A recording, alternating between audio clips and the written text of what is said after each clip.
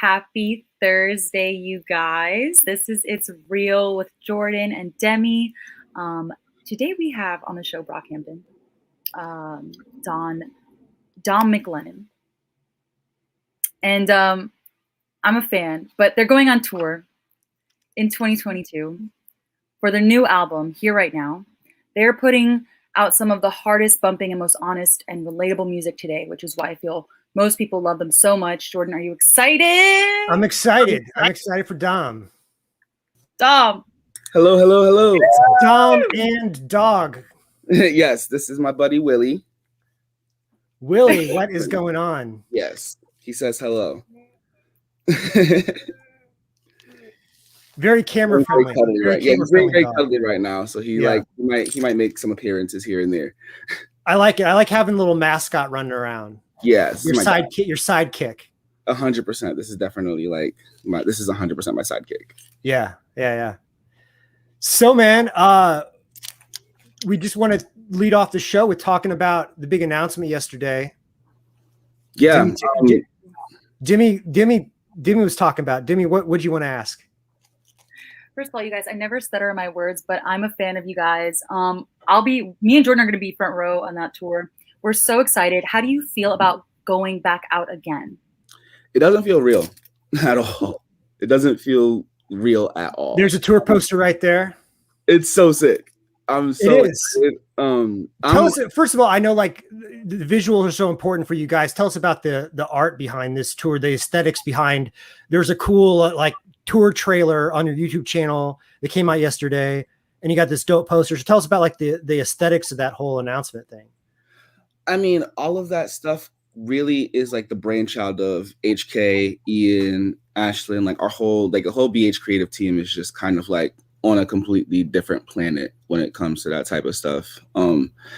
It's just one of those things sometimes where it's like you just kind of get told what's happening. You're like, oh shit, y'all figured that out. Like, that's crazy, you know?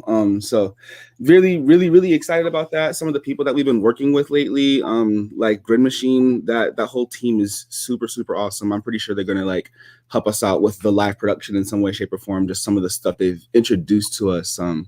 Like when we did the Don't Shoot Up the Party visuals, they showed us these glasses these sunglasses that have like a camera lens right in the middle. So a lot of the footage from the video is like from our first person perspectives because of those glasses. So I'm sure that we're going to like incorporate like all of those different things. There will be tons of different callbacks to all of that within this next tour. But I'm most excited about just getting back on the road and performing this music because like we care so much. I'm sorry. Can I there's not a family show. You can say what you want to say. Okay, cool. I was just going to say like we really give a fuck, you know?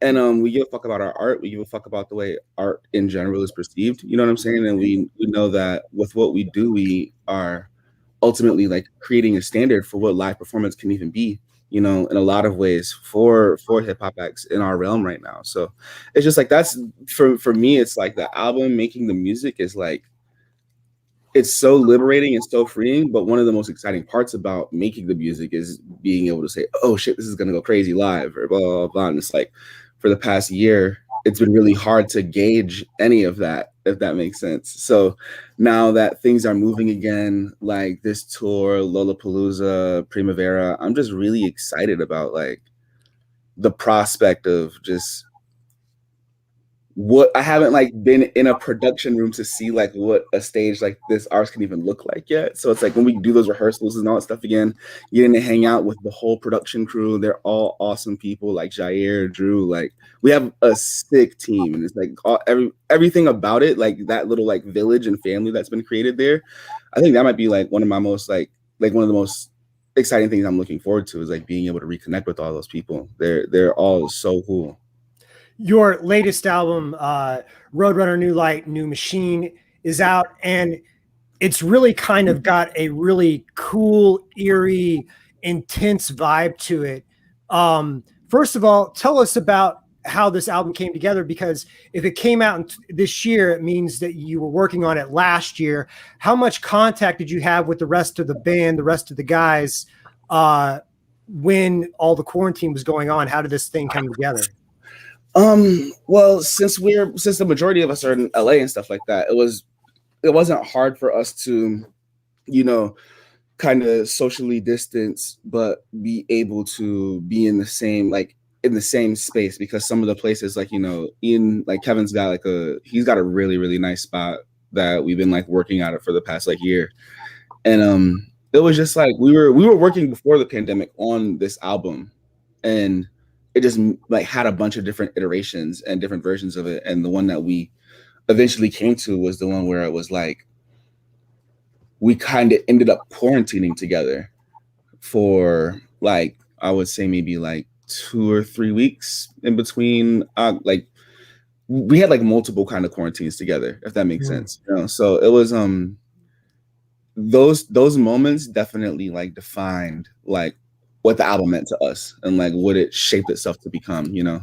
And yeah, I'm grateful that we took our time with it, because any less time we would have taken with it, the story would have been different, you know.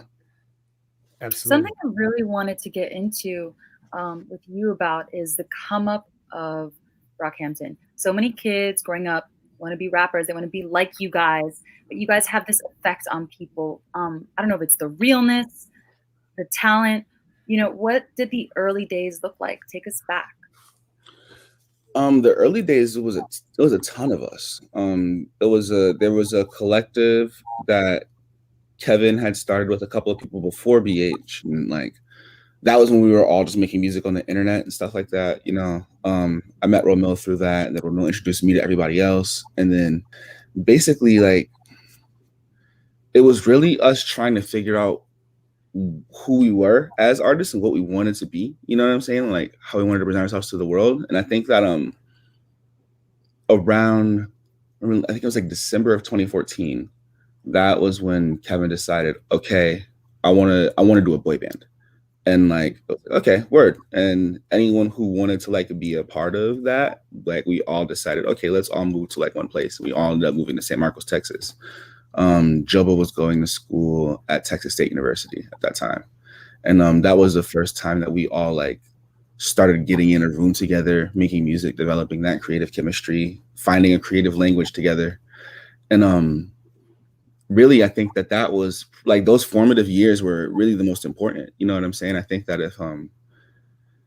if like our trajectory, like if we had the same trajectory, but it happened earlier in our careers, we wouldn't have been ready, you know, in a lot of ways. And I think that that's a lot of artists kind of like are rushing to get to a certain point, you know what I'm saying? Not realizing that like once you get to that point, it's like, what's next? And are you prepared? So it was a lot of preparation, you know. I feel like it was like, as artists, we were like we had time to like sharpen our steel, if that makes sense. You know what I'm saying? Before we had to like get ready for battle, which was awesome. Like there was no pressure because you could just do stuff at your own pace. Yeah, like I mean, just like expectations create weight, you know. And when your expectations kind of are revolving around you and your own circle, because no one else has expectations of you yet because they don't know you exist, it's kind of tight, you know. It's a blessing in disguise. And like I think people don't realize that sometimes that can be like the most free you end up being, when like that moment before like the calm before the storm, you know.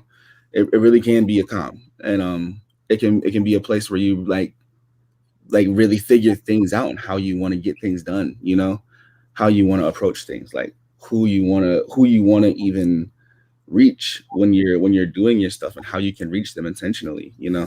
So we were able to figure all of that stuff out as a group, and like a lot of it was a stumbling upon it through time, just through experience, you know. That experience definitely like did the most for us, because it was like, you know, 2013, 14, 15, we were still doing shows.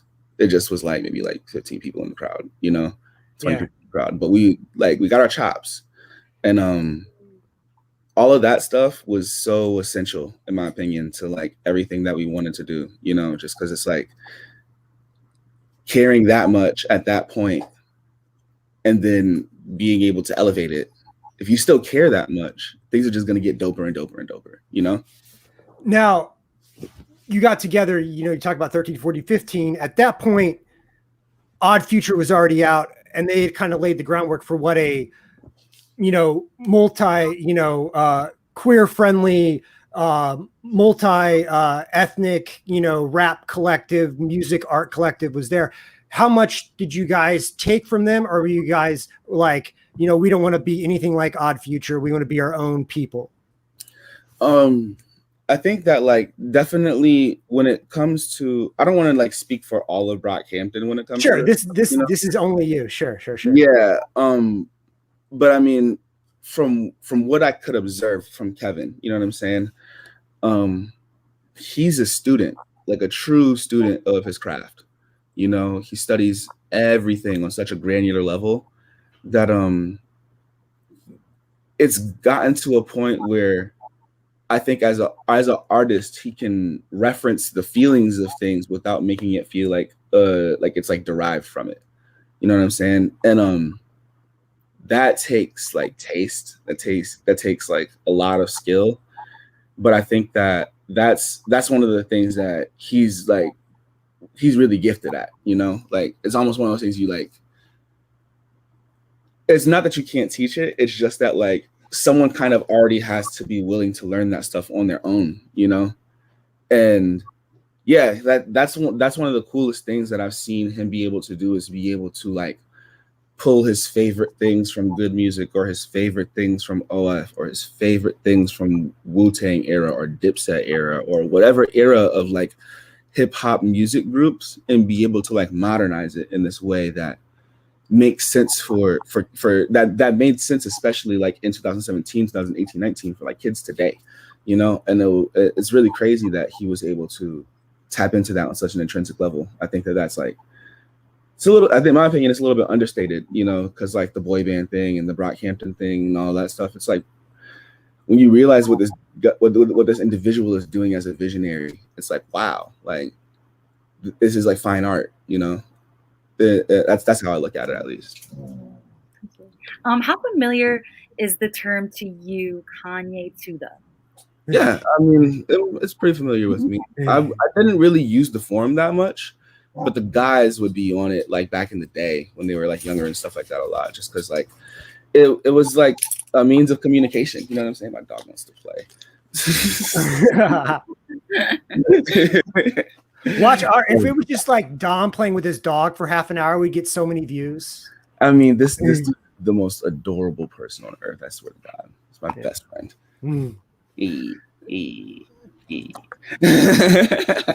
So, Dom, I want to talk about you personally. I love your flow. I love your rap style. I love your lyricism and all that. And you're a Connecticut guy. You're from East Hartford. You're not from Texas. You're not from LA. And you sound like an East Coast, a guy who was around East Coast rap. You've got a little bit of Q-Tip in you. You've got a little bit of Ghostface in you. What kind of stuff did you listen to growing up that inspired that? And also when you were, entering into this collective with people who weren't from the Northeast, how much of that Northeast flavor did you want to bring to the project? That's so funny. Originally, like that was the only thing I wanted to bring, honestly, because I was like so proud of where I'm from. I'm like so proud of being from the East Coast and being proud of being from like a small hood, if that makes sense, like a underrepresented hood, rather than the New Yorks of the world, or like the big cities. It was like a city that no one would traditionally think about in any sort of way being like there being like a hood there, but like that's kind of like all my family knew and like all I grew up around, you know what I'm saying? So in a lot of ways there's a lot of like similarities to Hartford and like Corpus or Houston in that sense, and like there's parts of those places where it's just like it might not be like up in lights like this is the blah blah blah, but like if you go there and people who are from there that love being from there, they'll show you reasons why. So I wanted to really like be able to tap into that with my art, but I think that with being in Brockhampton, one of the greatest things that I got from like being around a diverse group of artists who were just as proud of where they were from was I was able to learn how to speak, like kind of like learn how to interpret the language of their environments and see how there were like parallels between mine, you know what I mean? And it's like, oh wow, like it's not much, like even if we were from different places, like someone could be from Inglewood, and I can definitely see similarities in like Dutch Point or like Bulls Park or like Sands, like where I'm from, and like how those places, like how people feel there, you know, how they treat their environment, how they treat their neighborhood, how they treat their neighbors even, you know. So it was definitely like, I don't know, like for me, being in Brockhampton definitely kept me sharp as an artist, because being from the East Coast made me really proud to be a hip hop artist. Does that make sense? Yeah, totally. Absolutely. And my last kind of follow up to that, Dom, is among, you know, Brockhampton is really big on is very popular on the internet. There's so many, that's something to say because every band's popular on the internet, but you guys have this cultish following with forums and fan videos and tributes and all this kind of stuff. And if you go on YouTube, there's actually videos where people have taken Brockhampton tracks and taken out all the parts except for yours. So it's whatever song and then Dom only.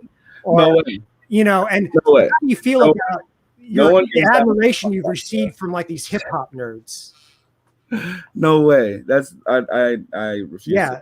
There's a YouTube video of the Saturation Trilogy with just your parts. Oh gosh, that's crazy. that's really wild. What? Hold on. Yeah, I don't really like, I try not to, like, I know how easy it is to just get kind of like sucked into the world of like being glued to your phone and like looking at what people have to say about you. So I try really hard not to do that. But more than anything, I think that sorry, my dog is being so cute right now. Hold on, I'm gonna look at this guy. Aww. He's being so ridiculous. Oh my goodness. I think he knows he's on camera and he's showing off. Yeah, he definitely is showing off right now. No doubt about it. It's so cute. I'm sorry about that. I didn't mean to like distract y'all from that. I think that like the fact that anyone cares about what we have to say makes me really happy. You know, it makes me so. It's like I just feel gratitude. You know what I'm saying? Like more than anything else, like the fact that people would take the time to listen to what I have to, any of us have to say, or even what I have to say, to the point where they like are breaking it down and like interpreting it for themselves and like finding uses for it in their own lives and stuff like that. And it's like it's interesting. Like sometimes, you know, you'll be doing shows and stuff like that, and it's like I had these moments where like kids will come up to me and they're like, "Yo, your music changed my life." I'm like, "Yo, you changed your life," and I'm really glad that I was able to help with my music. But like, you hit the play button, like you picked it. You know what I'm saying? And like, if it wasn't me, it would have been Kid Cudi. It would have been anyone else who was speaking to you in that time. But the fact that you chose to let me be the one to speak to you is super tight, and I'm just grateful for that. You know, more than anything else. I think that's what I take away from stuff like that. It's like, wow, like thank you, for real, for real. Going back to a few albums ago, like a track Loophole, for instance, right? Every time it comes on shuffle, it gives me this like nostalgic feel, but it reminds me of, you know, kind of the craziness of the music industry. How has it been for you guys being, you know, a group navigating music business? Being in a group navigating the music business is the biggest blessing in disguise. Wow. Definitely the biggest blessing in disguise. You have someone to lean on.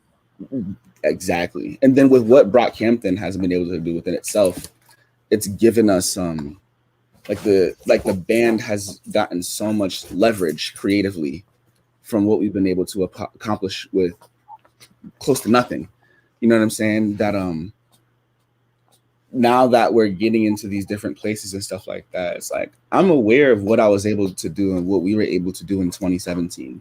What I've been doing, you know, what I can do for myself, you know what I'm saying? So it's like you have like almost like a definitely a redirected sense of self-worth, you know, and and that external validation and things of that nature. It's, you know, like what I might want to do for my solo career, or what I might have wanted to do for my solo career, I could have potentially accomplished in Brockhampton now.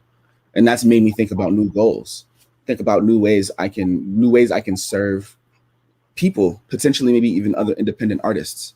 You know what I'm saying? Because even though we are on a major label and things of that nature, I think that all of us as individuals are very independent in spirit, you know, and we've retained that to our core from like keeping the majority of our production in-house, and not just music production. I mean, creative production, like merch, graphic design, et cetera, et cetera, et cetera. Like photography, all those different things. Like the fact that all of that's, you know, all of that is like self-contained. It really hasn't given anyone any room for like their grubby little industry paws to like get it. And like there's really cool people in the industry. It's not like there's not cool people. It's just that it's hard to trust people in an industry, you know what I'm saying, that revolves around your creativity in any way, shape, or form.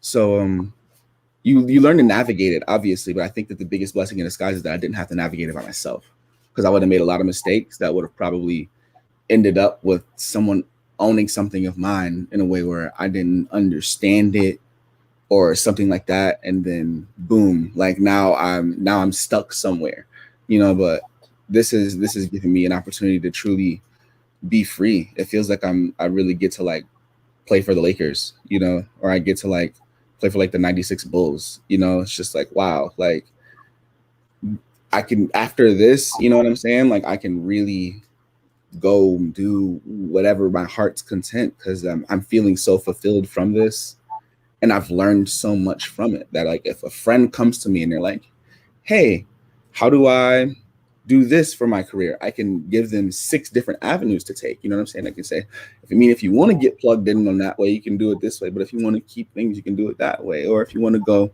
and mix the two, go for it. You know what I'm saying? But like I've had the freedom to like watch other people's careers, see our own career, be a student in all of these spaces, and like get to really be a sponge. And fortunately, like a lot of the creative decisions and things like that, and logistical and administrative decisions, we haven't had to bear the brunt of. Like we can like kind of hold that weight together, you know, which is really tight.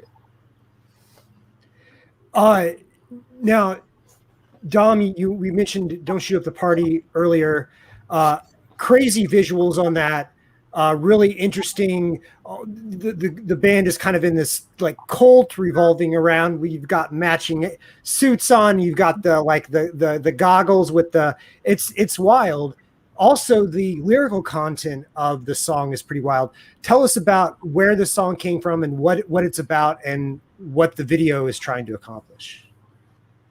I think the video is trying to accomplish a feeling, like a sense of like general unease. I think that's what I feel like the video encapsulates, in my personal opinion, you know. Just kind of like that feeling of like looking, like constantly looking over your shoulder, you know. But musically, I think that I don't want to like overstate it in any way, shape, or form, you know. But I think that what Ian's saying there on that first verse is just like such a lucid take on being in his skin, and like to be able to share any sort of way of being able to like help formulate or refine an idea. You know what I'm saying? Like there's just so many different things that in that verse specifically, he said so many things where it was like there's verses on the album I took off. So I was like, I don't need to say that. You said it better. Like, and I was so hyped about it that like that he really did that, you know, in that moment, in my opinion. Like, I don't want to sit here and like genius out the lyrics, but like, holy shit, it's good. Like, you know, like every single word is so intentional, and it's like I don't know. Like that's I could talk about that verse literally forever, just because it's like all American self-hatred runs deep. Like boys, all I see whenever I sleep. Niggas think I think these thoughts on purpose, but I feel an instinct for like yo, that whole thing is just so lucid. It's such a lucid thought. It feels like someone's talking to you. It's like it almost feels like a drunk rant from your friend that's needed to say that shit for like 18 years. And it's like, yo, keep going, keep going. Like, I'm not gonna stop you. Please let all of that out, you know? So it's just like, I don't know. I was just happy to like be able to share anything in that moment, like being in the room or being able to like be like, yeah, why not say that? You know what I mean? Like, there's no reason to like second guess this thought. It's worth saying, you know? Like, I don't know. That's so like I love being able to have that conversation with artists in general, you know, and being able to do that with like one of my closest comrades. Is like ultimately like revolving around things with their identity and how the world perceives their identity and how they've grown up. Like, yeah, I also grew up knowing about NSYNC before Wu-Tang Clan because my parents didn't want me listening to rap music until I was a certain age. You know what I'm saying? But I got the Backstreet Boys CD and I got the NSYNC CD. That's a lot of people's existence. You know what I'm saying? And it's just like there's so many different parallels to all this stuff that I think that it's like. Well, saying back in the 50s, they would take a Little Richard song and then they would re-record it with a white singer to make it more safe for white audiences. Absolutely. Yeah, 1000%. You know, and I think that it's almost like what's happening here is the antithesis of that, you know? It's like we're definitely palatable to like through Brockhampton, through the pop and the boy band umbrella, like we've created something that's palatable for commercial America. And he was like, okay, now that I have this, let me flip it on its fucking ear. And I love that. I love that he does that all the time. And like, that's what makes him one of my favorite artists. And that's why I study him all the time. Dom, you have a solo project as well. Sort of. Back in the day, I used to work on solo music. So it's which one do you prefer? I mean both, but it's actually pretty cool. For anyone who doesn't know, he's a solo project. Can we expect more releases from that in the future? Eventually, it's like your solo project it was like a multimedia thing. It wasn't just you actually even there's a quote of you saying out there that you say you don't view yourself as a rapper, you view yourself more as an artist who happens to rap. Yeah, absolutely. I still agree with that. I still study performance art. I still study like different installation art. Like when people ask me like who my favorite artist is, sometimes it's really hard for me to answer that because my answer will be like Tamika Norris or Kevin Beasley or, you know, like, and it's like, there's these people who like, I've been like Kara Walker, like, oh my God, Kara Walker's art is insane. I was at the Broad and I remember I was walking around with my girlfriend and on the wall, there's just these like silhouettes of these black figures.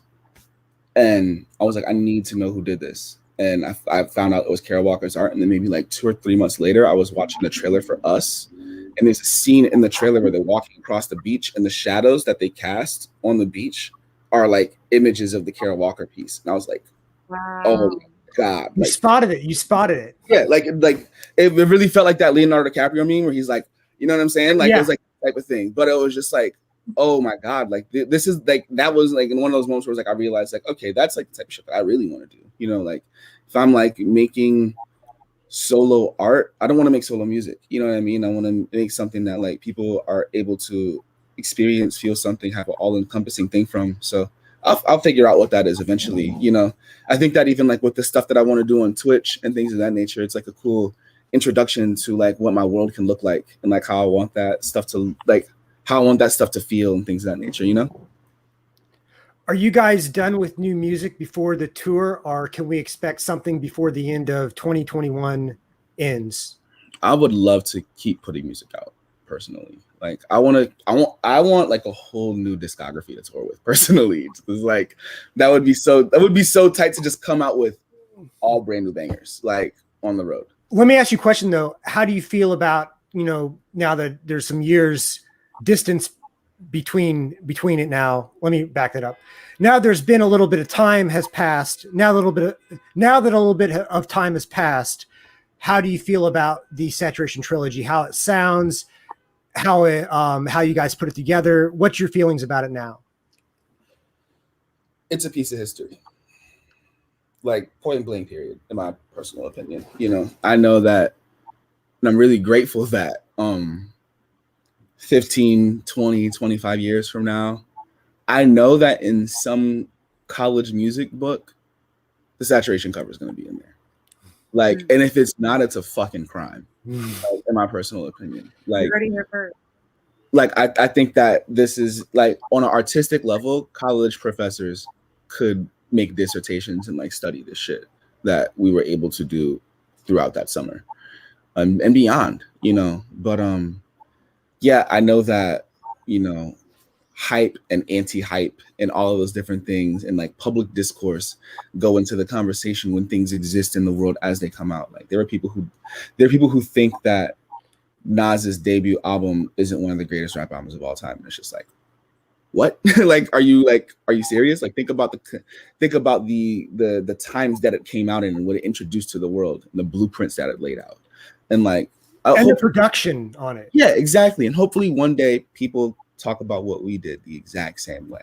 Because I understand that in the moment, it might be hard to talk about it that way. But when you look back at it and you see all of the derivative things and you see the amount of rappers in general who are interested in the boy band concept now versus before Brockhampton was introduced, like, it's there. It's definitely there. You know what I mean? And, like, it's not me saying, like, people are biting us. No, that's how culture works. That's how history works. You know what I'm saying? Like, you see things that make an impact, you study them, and you find what makes sense for you and you derive from it, you know? So I love seeing all of that shit personally. I think it's all amazing. And I think that yeah, I think when people look back in hindsight and in retrospect, like, I just really hope that everybody gets their flowers while they can still smell them, you know, more than anything. Quote. I like that. I always wondered, what does your writing look like in the studio? What does a night in the studio with you guys look like? How do you put together a song? In the studio can be a lot of different things. It could just be trolling. It could be conversation for a while, and then music starts to just be happening. You know, I think music is always happening around us. You know, and when we get together, we just happen to make a lot of songs, if that makes sense. It's not like we're like, let's make a song about this, let's make a song about that. Like, it's just like, I'll hear something, and when it speaks to me, I have a stream of consciousness. But that's come from, like, years of practice as well. You know, just being able to have a language with these people and being able to say, oh, I know when I'm needed, if that makes sense. Like, I can feel that now, you know. It's like I can hear a song and be like, oh wow, okay. Like, for example, like with When I Ball, I remember hearing that instrumental and just, like, being like, okay, I know exactly what to talk about. And that happens in music sometimes, you know, like, or like with Windows, I think that the Windows track was, like, finished for like 5 or 6 months probably. And then I added a verse onto it, like, maybe like 2 or 3 weeks before we finished the album. But it was like, oh, it speaks to me now. Like, I hear what I need to say now. I need to hear how I have to say it. Yeah, so it's, in a lot of ways, I think that the creative process for us is entirely a stream of consciousness.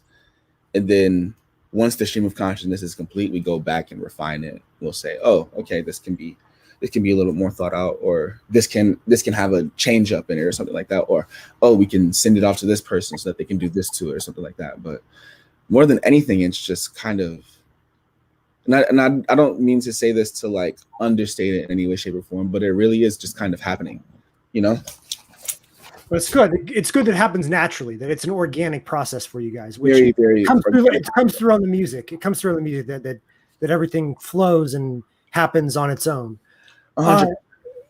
Dom, we got to go here pretty quickly, but before we go, we got a little rapid fire question game that Demi likes to play, if you don't mind. Yeah, that's All right. right, let's do it.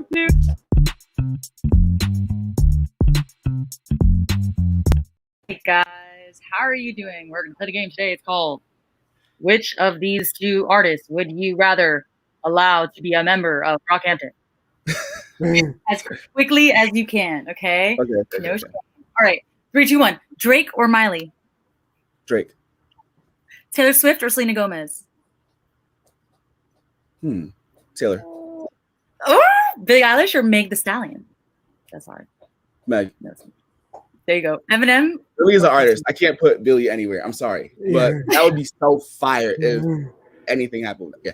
Anyways, Post Malone. Britney Spears or Christina Aguilera? Oh my God. Okay, that's not fair. Or. Huh? I'm picking or on this one. Or. refuses to answer. Ocean They're or both icons. I can't do that. What's that vote? Frank or Tyler? I'm gonna pick or here too. Hacking the game, Jordan. All right, see, you're giving him options that have both, because Frank, you get the singing, Tyler, you get the rapping, so you get different things from either person. So I would also have to think about how these people would like function inside of this dynamic. And both some of these people that are in here, they are artists, bro. Like they're here. You know what I'm saying? Like there's one of them. And like they can't fit in anything else besides the one of them that it is. So it's like that's why I picked the or for those folks. Fair. All right, Lana Del Rey or Doja Cat? That was last Doja. Doja. No question. All right, I gotta make it hard. Nice. Thanks for playing, Dom. Yeah, for sure. No worries. All right, we got to go, but thank you so much for being on the show. We appreciate your time. Great insight about the bands, and we're excited for your tour and everything that comes out the next year or so. Yeah, no worries. Thank you guys for having us. Seriously, I really appreciate it. You guys have a great day. Stay safe. Thank you again, seriously, for having me. Really, really appreciate it. Y'all have a good one, okay? All right, you too. So see you later. Peace.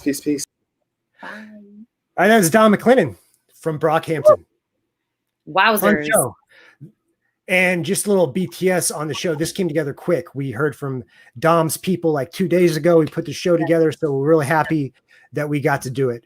So next week, Demi, big week. I should have made a graphic. Why didn't we? There's no graphic put up.